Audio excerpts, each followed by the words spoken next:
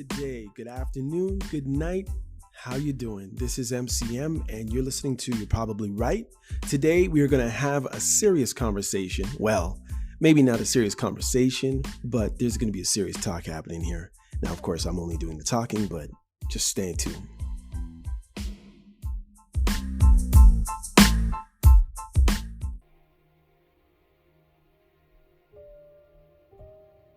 Hey, what's up, y'all? This is MCM, and you are listening to You're Probably Right podcast. Hold on one second. Gotta make sure this volume is right.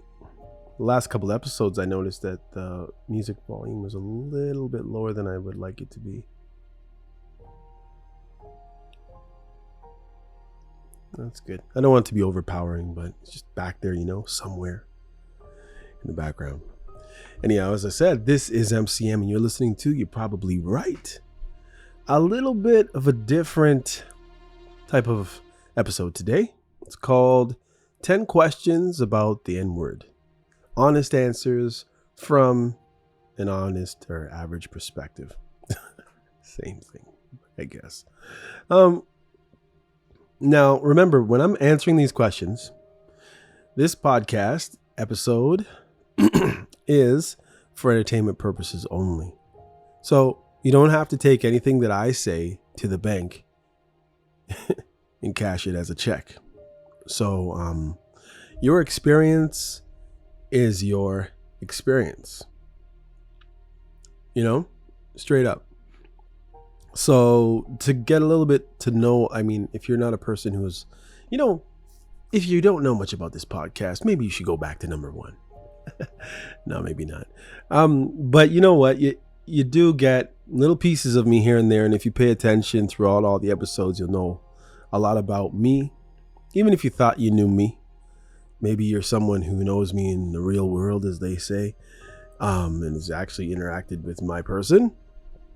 And maybe you thought I was this way and that way. And after listening to a hundred or so episodes of me talking, yammering on, maybe you know me better than you did before.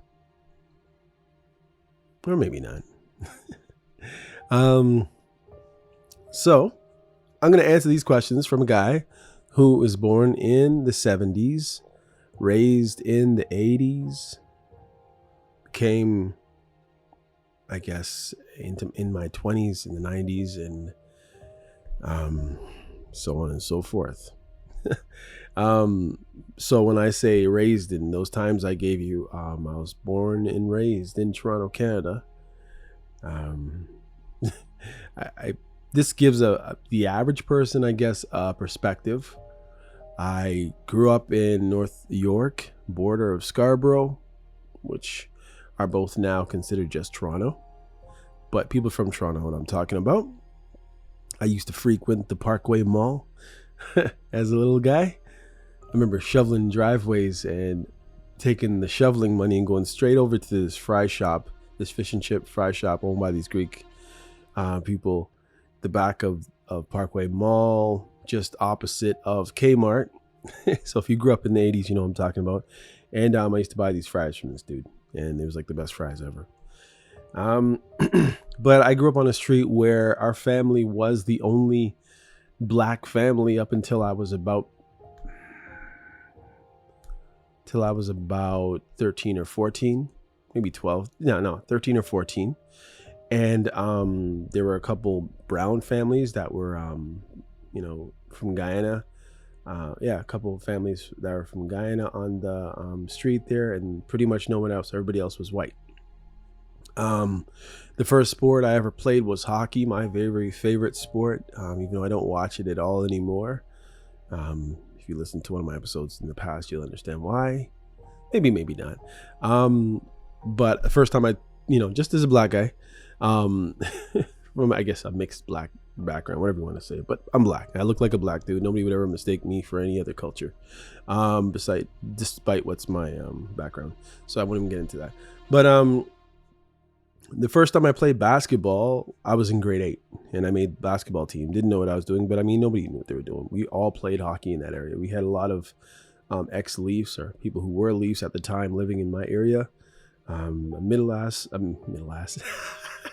a middle class type of neighborhood. Although I think we were pretty much too poor to be middle class and too rich to be poor, or whatever. Put us away. We lived one street away from the a little not really a hood, but for some rougher individuals who might be on assistance from the government. But it wasn't at all on my street. But both my parents were together, married, both working full-time jobs. They weren't getting paid the most, but it was enough to hold down a house and hold down a family. And yeah, so just to let you know, so that is Toronto in the 70s, 80s, 90s as a young person. So when I'm answering these questions, also my background is Jamaican. So my parents were Jamaican, both born there, and a couple of my siblings were born there as well. I was born in Toronto. So I'm going to give you my perspective as a guy whose parents are Jamaican, Christian. Not Christian. They are Christians. They are believers, different from people just saying they're Christian. They actually participated in church. They prayed with us, read the Bible with us. They actually both did either women's or men's meetings and stuff like that, and random bazaars and all that stuff. So yeah, my family was totally engulfed in this church, which was Pentecostal at the time, Church of God. But I don't hold to some of the stuff that they hold to so dearly anymore. I'm more Reformed, maybe Baptist, maybe. Not like the Southern Baptist Convention or anything like that, but I'm more Calvinist, more Reformed. Yeah, so that's what I am. Anyhow, now that I've rambled on for 7 minutes, sorry about that, but I'm just chilling. You know what I mean? It's just you and me, and you're just listening to me talk to you. So hopefully I'm not talking your ear off, but maybe that's the point. So hopefully you're chilling, maybe washing the dishes, cutting the grass, cleaning the toilets, mopping the floors, trying to figure out how to fix your lawnmower, painting your nails, shoveling the snow, or whatever it is you're doing. It's just one of those things where it's just me and you know what I mean? And hopefully it feels personable because I'm just talking to you and you're listening to me, and I think it's really cool. And also, if you think it is really cool and you like what I'm doing here, then I'd appreciate it if you're not a regular listener, if you could go to Apple and type in "You're Probably Right." You'll see me, probably orange face on the icon. Well, white on an orange background. It'll say "You're Probably Right." If you can just rate it, please. If you have a sign in on Apple or Spotify, whatever it is, trying to get some good ratings. I only have a few people that have rated, very few, on a few different sites, but Apple, I think there's only a few. So I'd really appreciate it if you could do that for me, and that'd be really cool. So welcome to episode 174. I got a little wheeze. I don't know if you can hear it in the mic. Of You're Probably Right, 174 of You're Probably Right. Today we're diving into a sensitive topic that has come up time and time again, the N-word. It's a word with heavy history, painful legacy, and yet it's still present in modern culture. Whether in music, casual conversation, or heated argument or debate, many people have questions about the use of the word, particularly those outside of the Black community. Today, I'm tackling 10 frequently asked questions that I've heard from white folks, both men and women, who are genuinely curious and sometimes afraid to ask. This is going to be an honest discussion, and I'll do my best to break it down from an average person's perspective. Mine, of course, I gave you my background, a little bit about it. Real open and hopefully insightful to someone who cares. The reason why I decided to do an episode on the N word, for me, is just my experience, my relationship with the word. Um, Maybe anything that pops up in my mind as I ask answer these questions. I'll give it to you, and hopefully it'll help. It's really sad. I was thinking about how we marry and how we get together with people who we're spending the rest of our lives with, who are procreating children with. And, I was thinking, I was talking to someone today, and he said that he doesn't chase a certain type of woman because they don't chase him. Somehow he thought it was ingrained from the family to maybe the treatment of people of our color, and I won't even get into the culture. So he says he doesn't chase what's not chasing him, which is, an intelligent way of looking at it. But, it's really twisted, and I really think about it. The fact that we judge people by the color of their skin, like literally how much melanin and how much, keratin? I can't remember what it is in your hair to cause it to kink or not to kink, because we know that not all black people have kinky hair and not all white people have straight hair. And, it's just, we're judging people based on these outward things that could have been different for you or for others.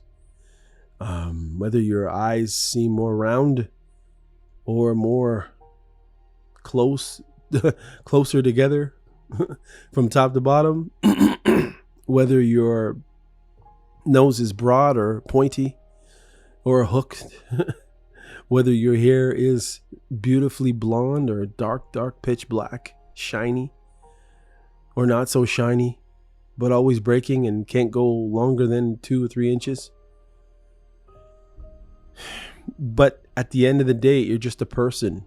You have the same brain size in most cases, and the same 2 eyes and 2 legs and 2 arms and, fingers and toes. You speak any language you could speak, but you speak. And sometimes these various people, various types of people, or people who have these different characteristics or physical attributes in certain ways, we're judging people just on those things. When really, really, really, we should be judging people on the content of their character. I know that sometimes culture can, and many times should, play effect in who you're picking to be, or your mate, I guess, especially if you're outside of Christ. But if you're outside of Christ, it shouldn't be anything. Although, yes, it might make a difference if you're going to end up eating spicy foods every day. You're going to eat curry, and you're going to eat masala. You're going to eat oxtail. You're going to eat curry goat and curry chicken and chicken curry and chicken goat and, whatever. You know what I mean? The point is, I understand those things because, maybe you're accustomed to eating a certain thing. Maybe you're accustomed to having your house kept in a certain way. Maybe you're accustomed to sleeping on a certain type of bed. Maybe you're accustomed to hang drying your clothes, and the woman does all that stuff. And maybe you're accustomed to using a dryer, and anybody can do the laundry. Maybe you're in a family who only the husband cuts the grass, mows the lawn, or cuts the grass, shovels the snow, takes out the garbage, cleans the toilets, and all the dirty work, supposedly, and heavy lifting. And, maybe your family, just believes that a wife is responsible for everything that happens in the kitchen, and she guards and teaches the children, and husband just works. Like, there's many of these things that we do in our lives that many of us do from different cultures. And sometimes there's slightly different cultures because we've come from different places across the world. But at the same time, there's many times when we grow up in the same city, go to the same schools, sometimes go to the same church, get help at the same doctor, same hospital, same sports teams, same this, same that, same this, same that. But the only thing is different is our skin color. But yet we judge each other and pick our mates based on this. It's something. getting to the point, but not getting to the point yet. I did mention it on another podcast where an episode where, I was in a conversation. It was a work conversation, and somebody was telling me, people, they have these things where they say black people and BIPOC people, and or they say people of color or different diaspora or certain diaspora, whatever it is, have gone, traditionally gone through these certain things. Maybe there's an overrepresentation of black children in the social system and yada, yada, yada, or overrepresentation of black students who do not graduate or feel less motivated, or in special ed, or in low paying jobs, or maybe a high percentage of the people who work as, say, school assistants, or child and youth workers, or lower than nurses at hospitals, like healthcare aides and orderlies and caretakers. There's a high representation of black people in these jobs, but yet those jobs generally have unions, but yet those unions are hardly ever represented by those people. Anyways, my point is at the end of the day, I had an opinion about something. It was something that I'd gone through, and something that kids who come from my culture, from my skin color at least, whatever, are going through some of the same things at times. And I gave my opinion through my experience, and it didn't agree with what the narrative of what they think that kids who were like me growing up, or who are growing up like me, it didn't match what they thought it should be. So then this person from another culture said to me, well, not all are going to see it your way. And I said, yeah, I know. And then we kind of moved off, blah, blah, blah, blah, blah. But the joke is they have this perception of what black people need, what black people want, from one writer who doesn't even live in our country. From one writer. Not, they take surveys at these companies to see how black people are feeling about themselves, or about their situation, or their opportunity, or their prosperity, or whatever it is. And then they use those probably just to figure out how to control you, because at the end of the day, they usually just grab one token person and they take their perspective and they throw it on top of the rest of us, or the rest of those in that situation. And, there was nobody there to back me up, and I didn't want to come off as ignorant, because, once they hear a black person, many people disagree with whatever it is. Apparently, many times we don't disagree in a nice manner, which would be sometimes classed as maybe less civilized, or whatever it is, when we're probably just getting loud like you would when you're angry, or whatever it is. But for some reason, it's taken as if we're being savages, or whatever the whole thing is. And therefore, I didn't want to argue, because it didn't seem like the place, because it seemed like it was supposedly a positive place where people are trying to move forward. And, that was said. And then this other person said, thinking about the N-word, well, we understand that many black people from the different countries, they didn't even say different countries, they said black people. And that's another thing that bothers me, is I can't really get into right now. But, we're trying to reclaim the word. I'm saying, how are you saying reclaim?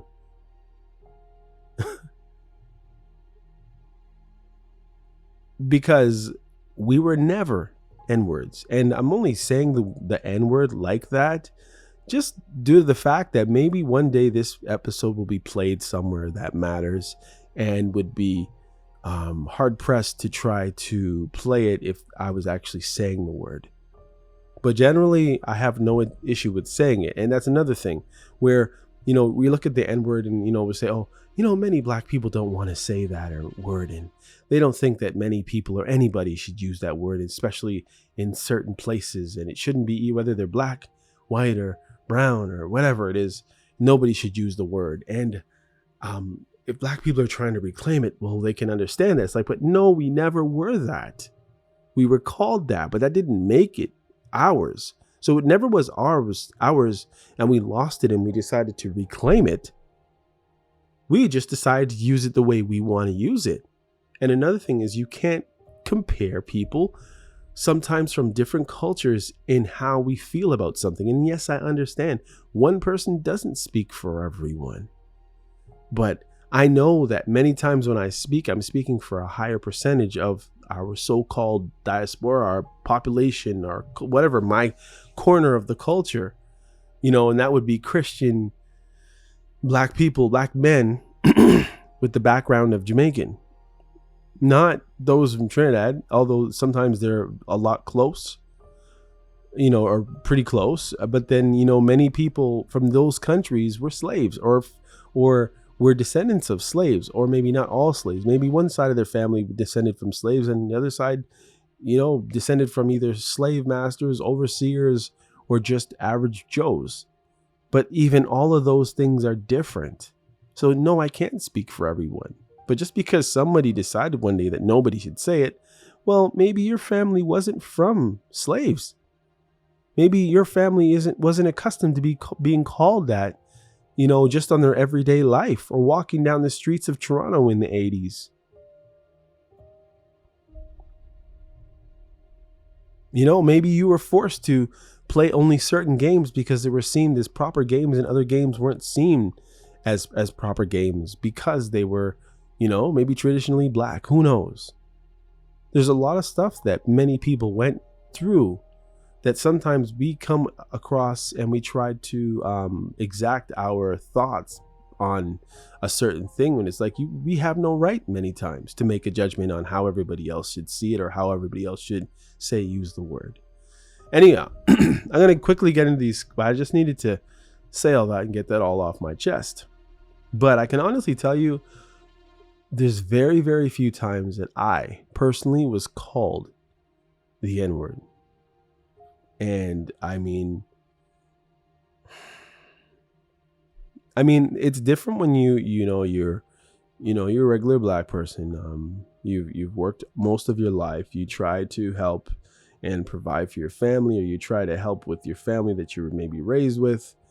And, your skin happens to be black, and maybe someone you get into relationship, maybe a close, very close relationship, decides one day, because they're as angry as they could possibly be, can use the word on you, and then later play it off and say, we're just using it how you use it in a cool way, or blah, blah, blah. And that's why I said it when I was angry. And yeah, I'm supposed to take that in, stick it in my hat and wear it. But my point is like, it's been very few times, and I guess probably hurts more when it is somebody close to you, because, a lot of time when people call you names from far off, and when I say far off, they might have said it in your face, but if they don't know you, they can call you anything. And it really shouldn't matter, in a sense.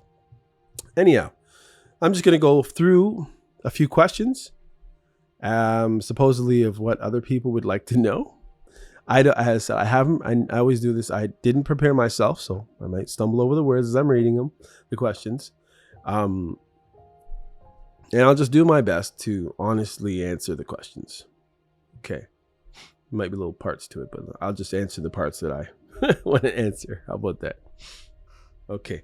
Why is it okay for black people to use the N-word, but not for white people? Why does it seem like there is a double standard when it comes to who can use the word? Isn't it unfair that it's allowed in certain contexts but not others? Well, I know many, and I'll talk to that part first, where people use it in, say, hip hop songs. So if you're singing the lyrics or you're at a concert, most artists will say, yeah, those are the lyrics, then I'm comfortable with you using those lyrics, whether you're black or whatever it is. And I think the reason why most black people think that it's okay is because they realize that word was used against those that they ascended from, their ancestors, their parents, or maybe that they were called it when they were younger. And now They have not decided to reclaim it, but they've decided to rename it as to what it is. So a lot of time you'll hear a black person say, yo, ends and this and that and whatever. And it'll just be, it's like just people. It's kind of like in the 90s when we were calling everybody guy, whether you were a girl or a guy. It was like, yo, guy, come here, guy. And it was like, it didn't have to be a guy. It was a girl at that point. Like, words change meanings. Now, it is hurtful for some people. I personally know people who have issues with other peoples from other cultures because, say, their house was burnt down by somebody from another culture, and he blames it on all culture, on all that whole culture. And no, you can't understand, but you can understand his pain, but you can understand why it goes to a level of hating a whole race. And that happens many times. There's many of us from different races who have a whole history of feuding with black or brown people or white people, and therefore those people are the enemy. No matter what, there's always going to be something inside that individual, for many, and from many people's perspective, that is always bad. And because that person is always going to be and once is always do you understand? Hopefully get somebody to explain that to you, or you can rewind it and listen to that again. Okay, second question. How do black women feel about being called the N-word by their friends or, those you're in relationships with? I can't speak to how women, I don't know why that asked me this, but I don't know. I a lot of the time, it's kind of funny. The guys, the women will be black and the guys will be N's. I don't know. It's kind of weird. Is there a difference between how men and women react to being called it? I would think so, because a lot of time within black culture, depending where you're from, it holds different weight depending on who says it and how they say it. So if it's in a hip hop song, it's like it's my ends. You're my ends. What's up, my end? You know what I mean? Like it's different. It's just almost replacing the word guy or my dude or my boy or my friend. It's just changed. But usually the ends, it's kind of funny. Well, a lot of the time, I guess from the so-called cooler culture in black culture would be the guys, and the girl would just be a girl in many cases. But of course, obviously, if a girl's called that, it happens. And I know that in younger culture, everybody's that. And a lot of time it has nothing to do with the color of your skin. And sometimes it is kind of shocking when you hear other people from other cultures calling each other that word. Then you get to realize the person's just calling the person guy or yo, you individual. Or sometimes he's trying to debase you because, again, people who were that from, say, where my culture was, you could be black, but when your behavior became a certain lower type of, behavior, then you could be a N. Hopefully that answers it. Next question, number 3. Does the context in which the N-word is used actually matter? If someone says it in a non-hateful way, like singing it along in a rap song, as I was saying, does that make it okay, or does it still carry the same hurtful meanings?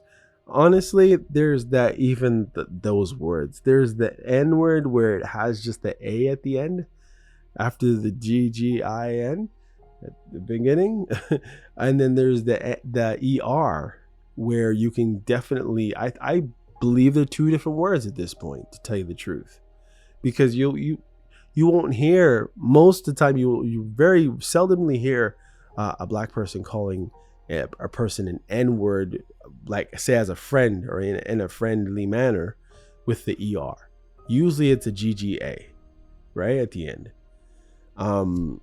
And although it is supposedly the same thing, it's almost like the NIGGA were friends, and those that are ER, you've meant to put that person down, almost.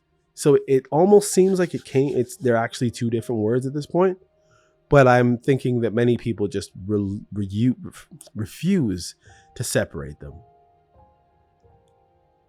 But again, depending where you're from, if you're from down south in America, I think that nigga was said by people who weren't black and not for a loving manner, just for the fact that that's just their accent. So again, it really depends on where you're from. Things and words change meanings depending on the time, place, who's using it, how it's being used, and yeah, the best thing, I guess, the best way to deal with it is not to use it. You'll run into a lot less problems, I would say, if you use it. So it's probably just not a good idea to use it, honestly, when you really, really think about it. Suss it out, as they say. And I guess, you're at a concert and if that's the type of music you listen to where people are constantly using it, then I guess to be accurate with the lyrics, then I guess you'd have to be using it, right? It's just like a rap song. You got a lot of time there's rap songs that people know when they rap it. You have to choose when the lyrics coming up and it's coming up, or you're going to have to use, say, the F word or something like that, S or the B word or something like that. You have to decide where you're going to either censor yourself and not say it, or you're going to turn down the stereo or whatever it is so other people don't hear that, or you're going to let those F bombs and B bombs and S bombs fly. 4. How do you feel when you hear a non-black person singing the N-word in a song? It differs. Sometimes I just think it's funny. You get this feeling that those who are not black, they almost listen to music with it in there so that they can release it, because it must be difficult to have words in your vocabulary that you cannot say simply because other people who don't look like you or people who look like you just don't want to hear you say that word. You know what I mean? It's like when I use the word, what's it called? Totem pole. And I should, like, somebody jumped down my throat one day because I used it. And it wasn't because I made up the word or because of the way it was being used, but from where I came from and where people were using it, it had nothing to do with First Nation people. Or people who were gay, and people were called, that's so gay, and all of a sudden you couldn't say it even if it was gay. It's just like you can't say certain words, and then you found out that the word gay meant in back in back in the day, at least I'm saying back in the day, say from 1910 to 1930, it meant being happy, and my favorite cartoon had the word in the song, and it wasn't a big deal. Then all of a sudden it became something else.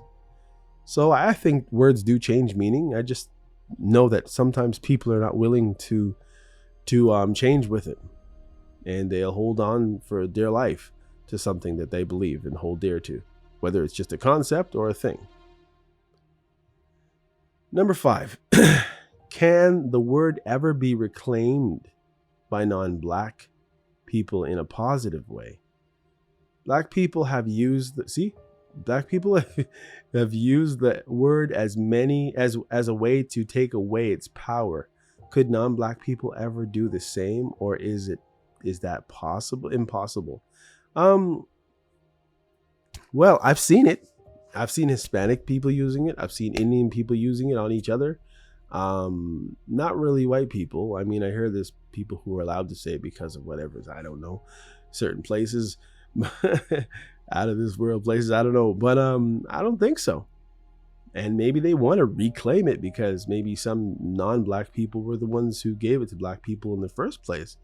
But I think anything's possible, like something like that. I think it's possible, but at the same time, while they're trying to reclaim it, or whoever they are, a lot of people are going to get hurt.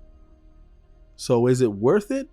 Or should we just use many of the other thousands of words that we have in our vocabulary and not use it at all? I would say it's best not to try. So, not saying that it can't. I think it can be.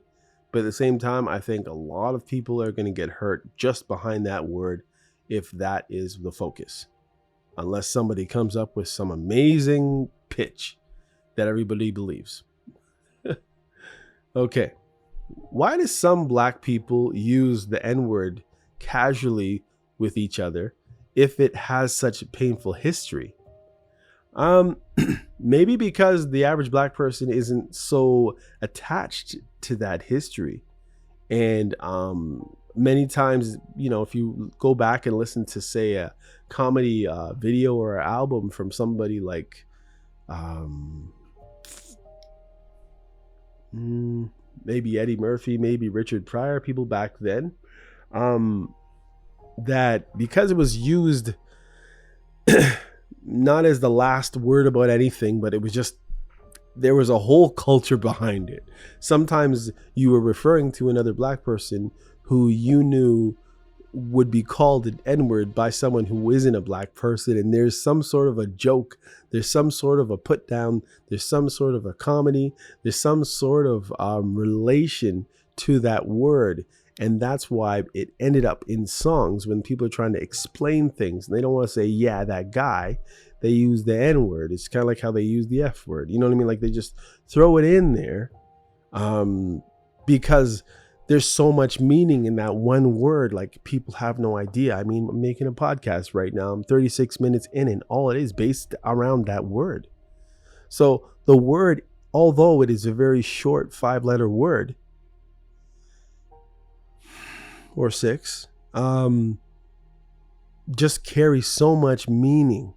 There's so much pain behind it. There's comedy behind it. There's fun behind it. There's wars and pain physically and mentally behind it, that people have decided that the word is too big to be just thought of as one way. And I think once people get the idea, then they might let go of some of their issues around the word.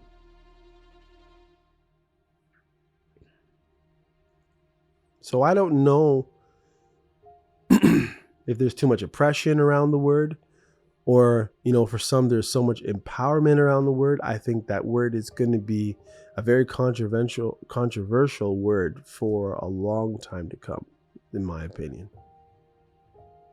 But at the same time, if a lot of other cultures start calling each other those words more often, or you see a representation in, mainstream media or just media on a whole, I think it can lose a little bit of its grip in the negative spaces that it's in people's minds as well. How would you respond if a close white friend used the N-word as a joke? If the joke, I guess, had no malice and all that other stuff, and people really wonder what it means then. I just don't. I mean, sometimes it's peer pressure. Sometimes people react to the word. They really don't care because they don't see themselves as that. But because of peer pressure, sometimes there'll be 3 or 4 or 5 of you in one area, and a non-black person or a white person would say it. Then, if you're the person it was said to in front of all the other black people, it's almost like you're forced to react. But it's like, really, I don't care. Use whatever word you want in the dictionary, dictionary adjace, whatever it is. Just because you have a word that you want to use, it doesn't make me offended by using it, especially if you didn't even use it against me and then you use it in a joke. But at the same time, I haven't experienced it, being real with you. But am I going to clobber somebody because they use a word? Like, that's just, I need to destroy every person. I was never brought up that way. My parents didn't tell me they experienced it in that way, that I need to go and destroy anybody who uses that word, no matter in what context or how they're using it. I know some people do. Again, because of beliefs that they've been brought up with, or they've adopted, or because of the fact of they're thinking what other people would think because it was said maybe closest to them, so therefore they need to react. It's their responsibility to fight the battle for the whole race, or not race, the whole melanin, what do you want to call it? Enhanced people.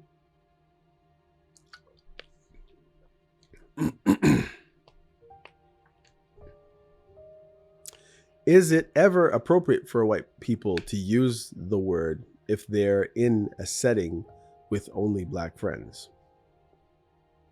You know what?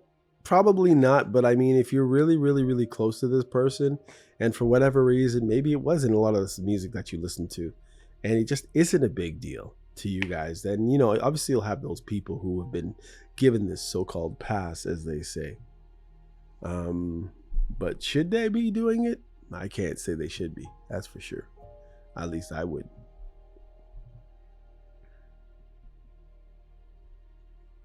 Let's see what else we got.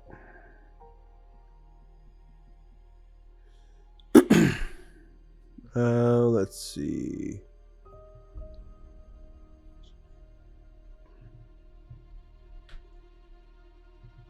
Here's another question. Let's see.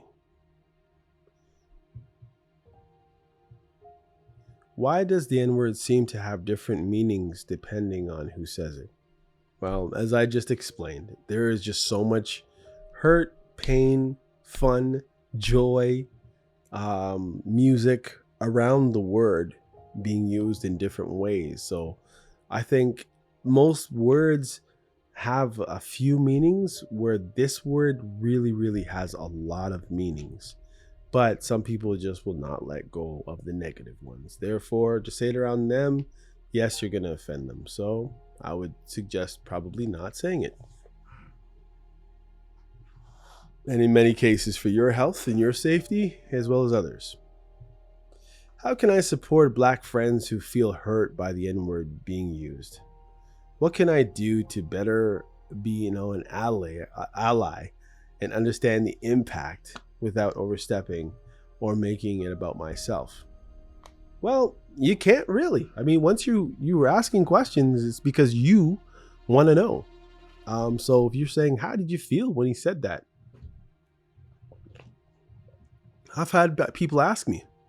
It's been used to to describe the color of your skin. They've almost become the same thing. When I hear someone say to me, why is your skin darker? Right? He's talking about me and anybody else like me. Maybe they like you so much, but they're wondering why you happen to have brown skin. It just feels like the same thing. It feels like racism. It feels like it's awkward. And last time I heard it, I said, well, it's because I said, sorry. I said, why is your skin not my color? I have a lot more melanin in my skin. I get protection. The sun loves my skin, and it tans me up real nice. And there's different things that I can say, but when you think about the word, because it's used in such different ways in society, it's just gonna hold those values to people as they pass it on, as they experience certain things in their lives. Certain things were said. Maybe it's just the color of their skin. I mean, that's usually how it's really thought of when you think about it. You're not gonna go call. In most cases, a white person is not being called an N-word by another white person, unless they're trying to be supposedly cultural or whatever, urban or whatever people would say these days. But they are gonna call a person, not necessarily they will call a person, but if you happen to have brown skin and generally kinky hair, then even if you don't look like you're Tamil, or you do look like you're Tamil, to some people you might be called the N-word. And in many cases, people like that are even really, really more offended because it feels like they're being numbered amongst people who descended or from the diaspora from Africa. So you know what? It's just a very, very complicated word. And I think the best thing is, because it offends so many people, it's I would say just use it if you're comfortable using it where you're using it, but don't be surprised if somebody's taping you while you're using it. And if you get yourself into trouble, also don't be surprised if you get hurt. So best thing I would say is probably best, especially during, if you're around mixed company or you don't know who's holding the camera or the cell phone, best not to use it. Anyhow, that's just my 2 cents. The N-word is more than just a word. It carries a history that stretches back generations, filled with pain, hate, struggle, happiness, joy, music, But it also is a word that, some have tried to reclaim, as they say, but I don't say reclaim because it was never ours to begin with. To change its meaning and take, and take away its power. Today's episode wasn't about giving simple answers, it was about diving into the complexities of language, culture, and history. If you've ever had these questions or struggles to understand, the nuances, hopefully this episode gave you a bit more clarity, I guess. And at the end of the day, you're probably right. If you don't think there isn't an easy answer, or if you do think there's an easy answer, then maybe you're probably right. Maybe you have it.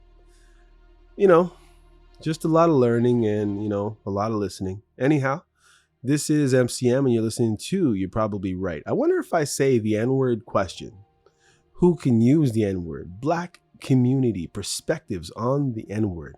You're probably right with MCM, language and cultural impact. White people, questions about the N-word.